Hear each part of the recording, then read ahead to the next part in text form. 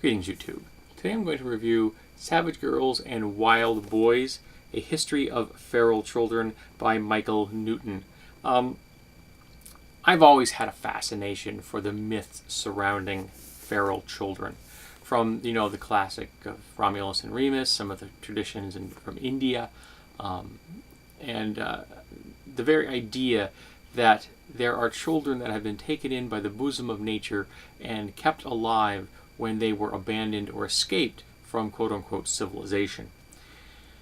And I actually had one of the, there's a character, a person in here discussed, which is a famous, the Wolf Boy of Avignon, I think it was. I actually have the book that was written about that particular case in my to-read pile. But after having read this book, I don't think I'm going to read it, because I gotta tell you something, folks. This was depressing. It was depressing on two levels. It was depressing because all of these children, whether they existed for real or whether they were mythological constructs, represented children that were thrown away or escaped from horrible situations. Whereas some people were seeing them as representing things, I was seeing them as examples of abuse, of psychological, emotional, physical, sexual abuse, as survivors of horrible things, of neglect on a level that is horrifying in the truest definition of that word.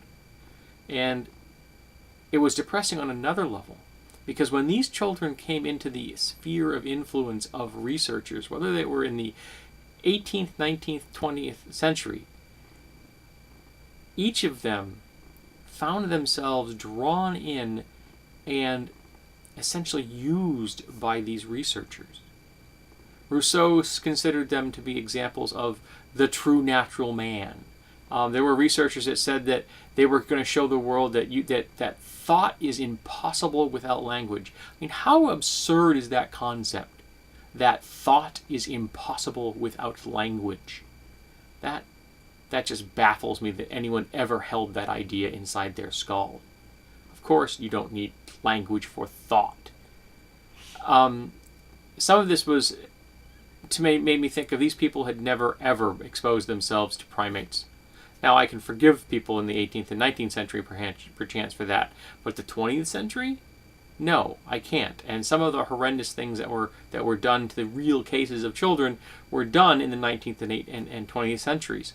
There's a particular case in here of a girl that came to be known as Jeannie, who had essentially been locked away in a room between the ages of 1 and 13 and given almost no human contact, with the exception of quite possibly sexual abuse, and was essentially an infant.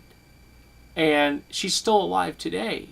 And she was shuffled from researcher to researcher, all of them wanting to be the white knight that saved her. All of them wanted to be the people that attached their careers to this case so they would become well known and famous. People attaching their doctoral theses to this girl and expecting her to carry them forward for them. How the researchers treated these cases, and there were real cases,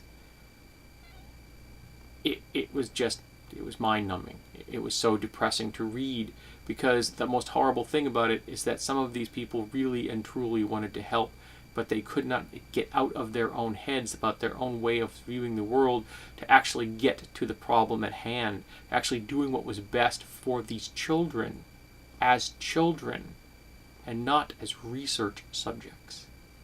So, if you have an interest in feral children, and the research that has been done around them, the things that have been attached to them, good and bad, I really do recommend this book. It was a good read.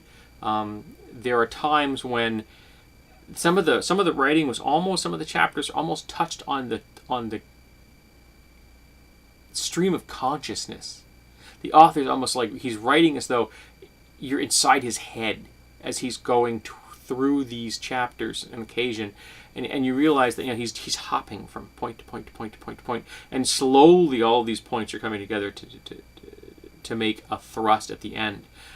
And it was a little disconcerting at first time I encountered it, but eventually I just got used to his style. I didn't even notice it in the last couple of chapters.